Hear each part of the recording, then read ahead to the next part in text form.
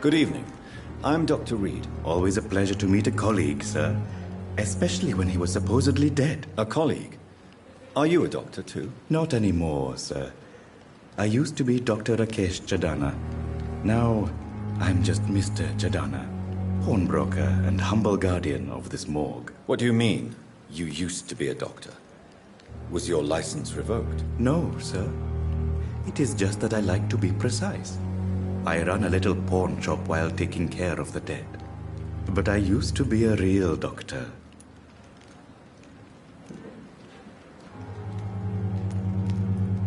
Please show me what you have to sell. Of course. It's just trinkets and curios, really. But I'm sure they can be useful.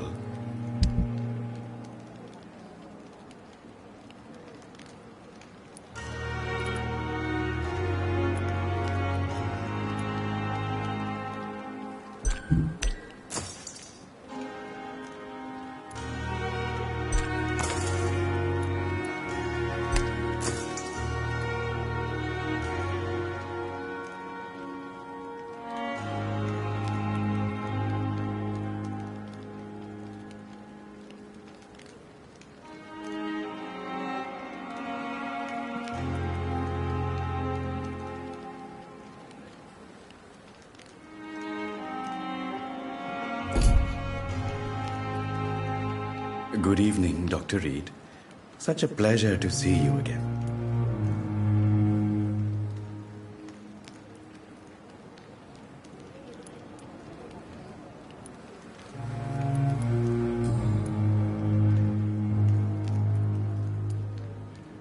A pawnbroker? I expect you get all types of people here. Yes, sir. All kind of people. For I sell all kind of goods.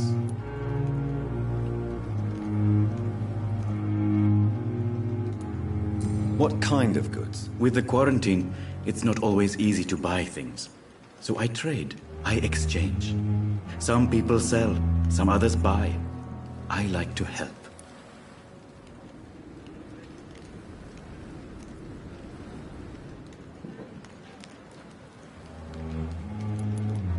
Who comes here to trade with you? It's very unhygienic, even unsafe. Diseases can spread. For the customers, for the hospital. I'm very cautious, sir. I've been a doctor, remember? And all my clients are good people. In fact, I think I only know good people.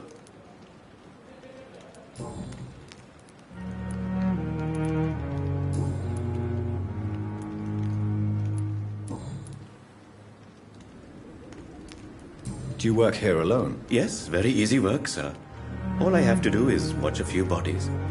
The situation was very different when the main morgue was still open.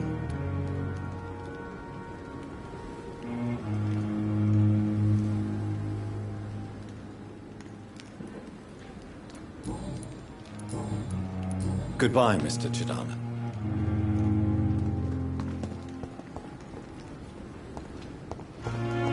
It's locked, all right.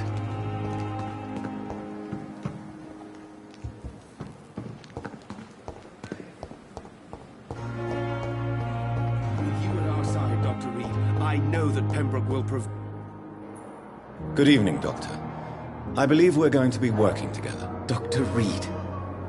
Dr. Swansea informed us of your arrival, but I could not dare to believe we'd have such good fortune. Such an honor, sir. Thank you.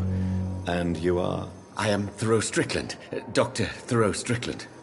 I'm a great admirer of your work, Dr. Reed.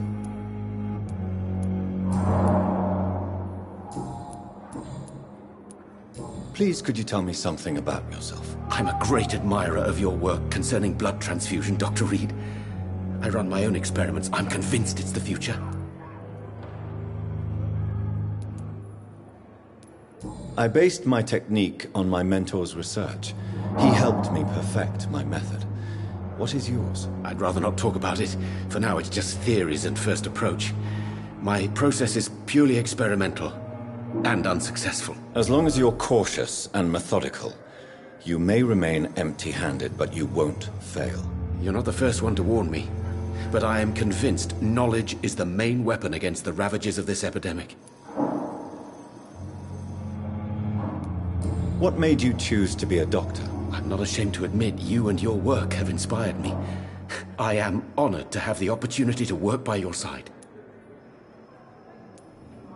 It's always a pleasure to share scientific and medical knowledge with someone eager to learn. I'll be glad to help you if I can. This epidemic may be the century's most terrible disaster, but I'm convinced that we, as doctors, are the only ones able to defeat it.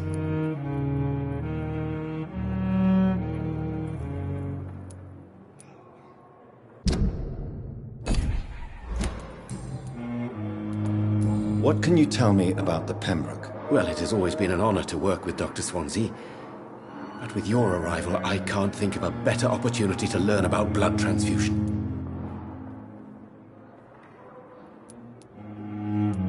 Do you need help with anything in particular? Well, yes, maybe. I'm waiting for a batch of products I ordered for my personal research, yet my supplier seems to have vanished. Do you want me to play the errand boy for you? Oh no, Dr. Reed. But if you went personally to his shop, what with your reputation and all, he wouldn't dare to refuse the products I need. I see. Well, give me the address, for I may pass by if I have time. You seem quite optimistic. It's a rare and precious attitude in these difficult times. I'm convinced that this epidemic is a test of endurance and dedication for us men of science. Questions remain about our capacity to resolve the situation. True, true. Last summer, during the first wave of the epidemic, I used to joke with Milton about the extra work. We're not smiling now.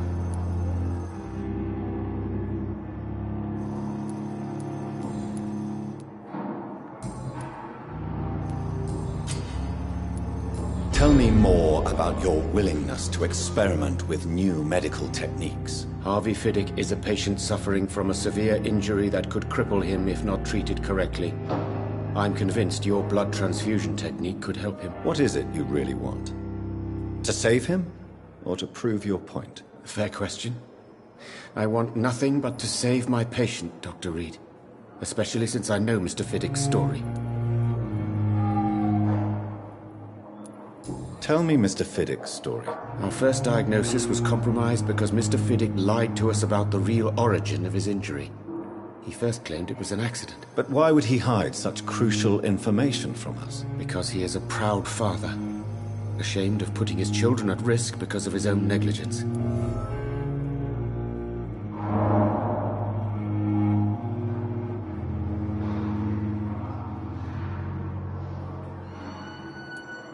This personal involvement could also appear to be a lack of impartiality. You must know that a good surgeon must remain neutral. I agree. But that does not excuse Dr. Ackroyd's behavior, a man who did not even take time to converse with his patient. Do you think keeping his distance was a mistake? All I know is that I'm taking care of human beings with desires, hopes, and fears. Not some biological machine comprised of blood, bones, and flesh.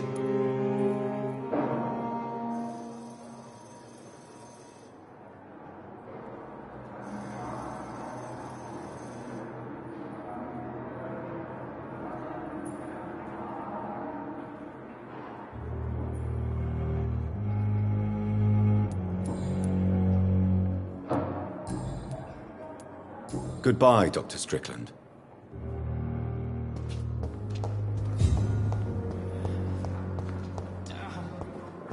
The pain. It's here again.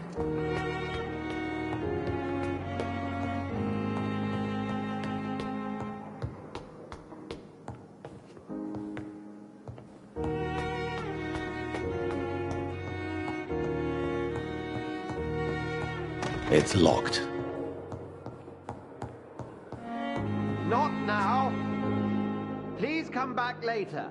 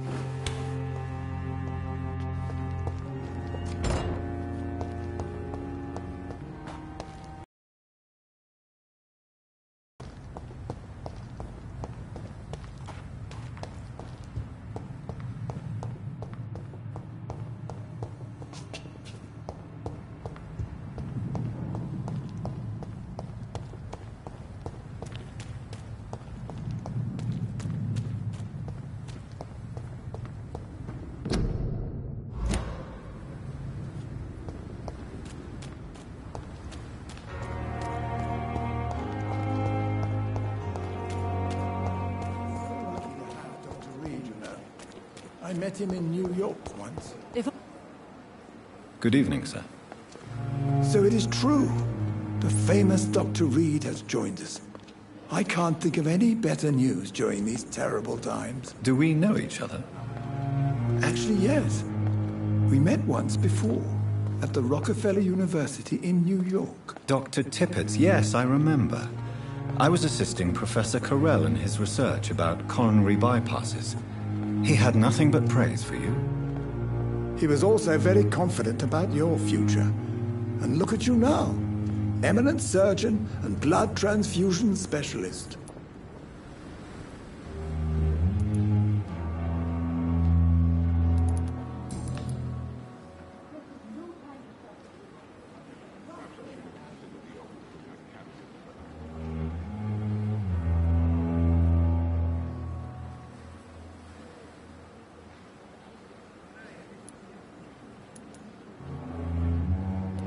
What can you tell me about the staff in the hospital? Some are really good, and others are not so good.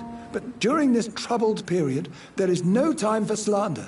I prefer to focus on the positive character traits.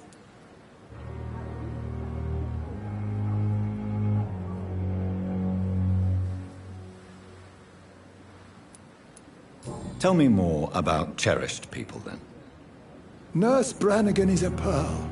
She is the most helpful and dedicated nurse I've ever worked with. A clever and cheerful woman. You really seem to admire her skills. I'll go even further. If she was a man, she would be a damn fine practitioner.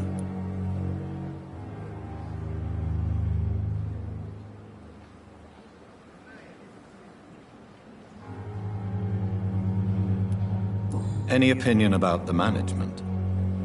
I don't always agree with Dr. Swansea's reserve, but I must admit he does all he can to keep this facility running during this crisis. Ah, yes, the burden of command. I was fed up with this concept while serving as a medical officer. Don't get me wrong. Swansea's a good administrator. I just wish he would get out of his office now and again.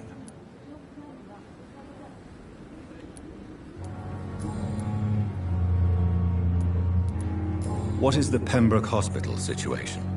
And please, speak freely. This hospital is not exactly the best of London. I'm sure you are used to working in a better environment.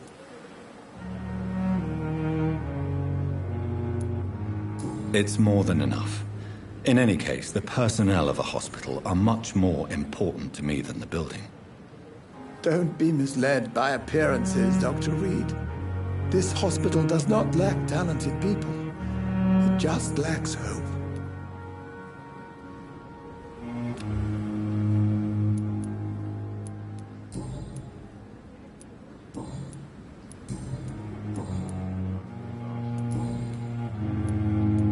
Goodbye, Dr. Tippett.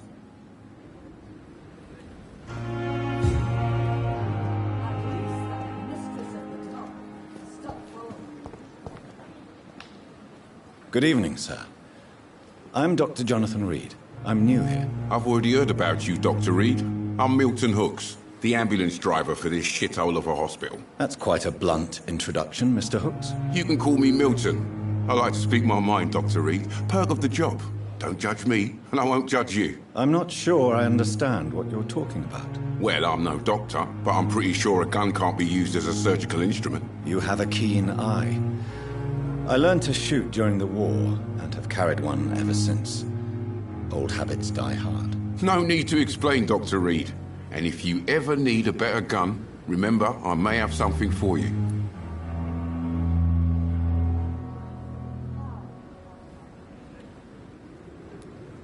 I have some good news, Milton. What? The epidemic's over? I retrieved your wallet, with all the money, and a certain picture. Well, yeah, Pippa Hawkins is my girl. So what? Is it the difference of skin colour that bothers you? Not at all, Milton. Good. Please, take this money anyway. To remind you to keep your mouth shut. Not everybody is as broad-minded as you, Dr. Reed.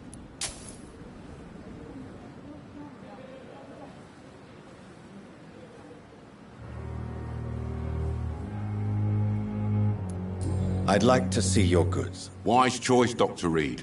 A reliable gun is what everybody needs these days.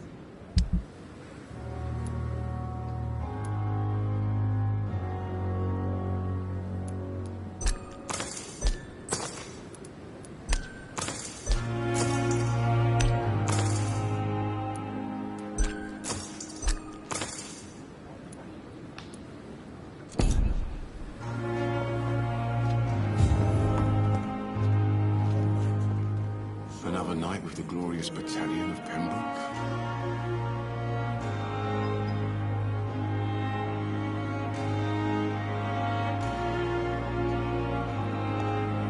At least that mistress of the dark stopped following me.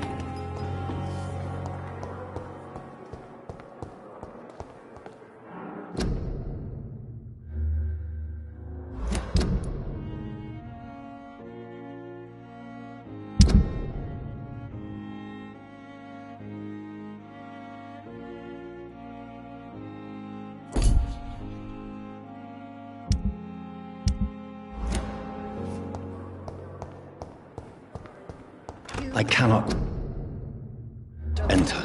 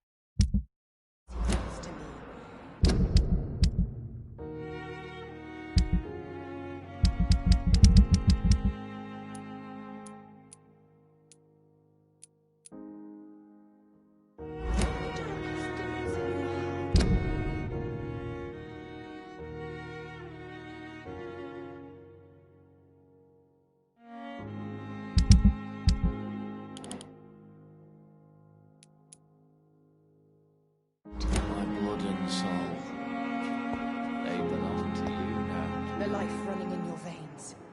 This dead flesh needs it. Oh, please spare me, Dark Queen. Spare your obedient slave.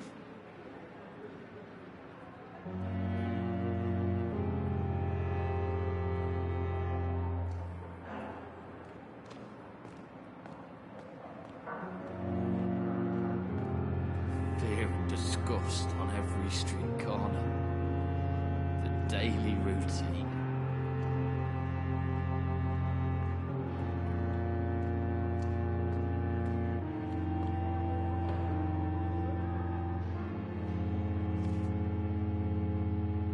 A giant morgue disguised as a hospital. That's Pembroke nowadays. Oh, the pain. It's here again.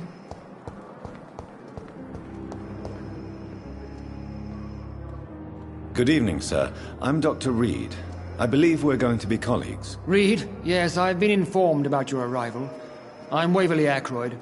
Welcome aboard, I suppose. Does my arrival inconvenience you in some way, Dr. Ackroyd? Let us just say that I don't particularly share Dr. Swans's enthusiasm for hiring you. What we need here are reliable professionals, not overrated dabblers. If you have a problem with me, Dr. Ackroyd, please feel free to tell me. Dr. Swansea has imposed your presence on this hospital without asking anyone's advice. The benefit of his position.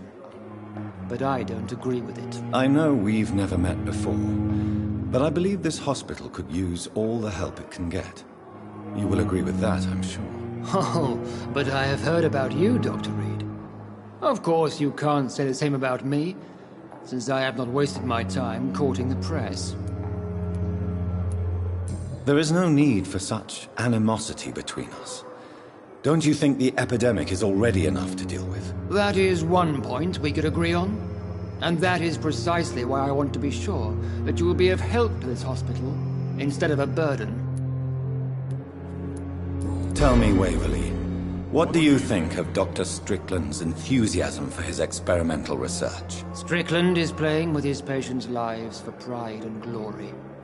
Now that, sir, is unethical. Are you thinking about something in particular? Harvey Fiddick needs delicate surgery. I believe we should stick to the usual procedure, but my young colleague obviously disagrees.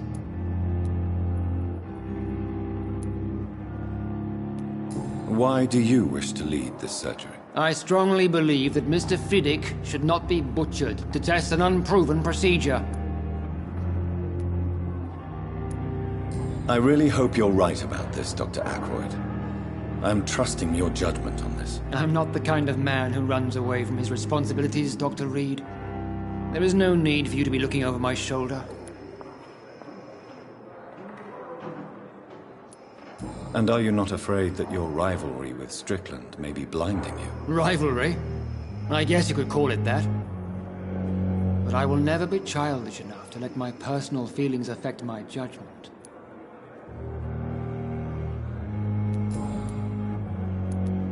Since your tenure in this hospital is longer than mine, perhaps you can tell me more about this place. Let's just say I'm tired of the carelessness around me.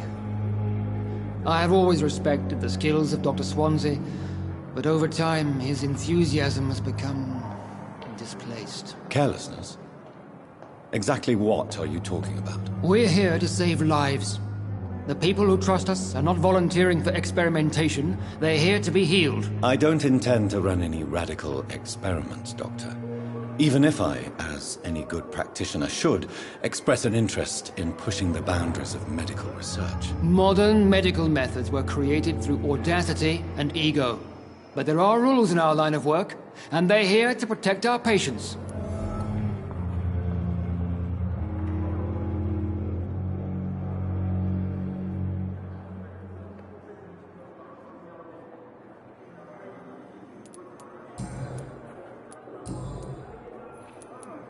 It seems you have bad memories of your military service. I refuse to see this industrial slaughter as scientific progress. War only reveals the worst in men. We can at least agree on something, Dr. Ackroyd.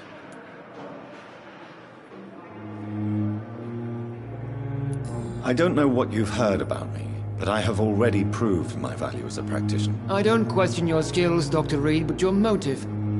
Is it money, fame, or are you truly dedicated? And what exactly is that supposed to mean? I served in the war just like you. But unlike you, I did not use the wounded to play the modern sorcerer. Be careful what you insinuate, Dr. Ackroyd. I only want you to admit you used those men to improve your theories.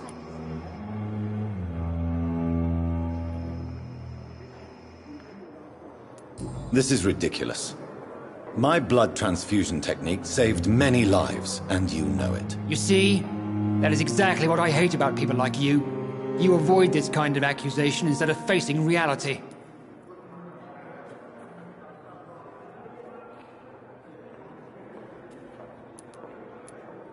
It seems you have bad memories of your military service. I refuse to see this industrial slaughter as scientific progress. War only reveals the worst in men. We can at least agree on something, Dr. Ackroyd.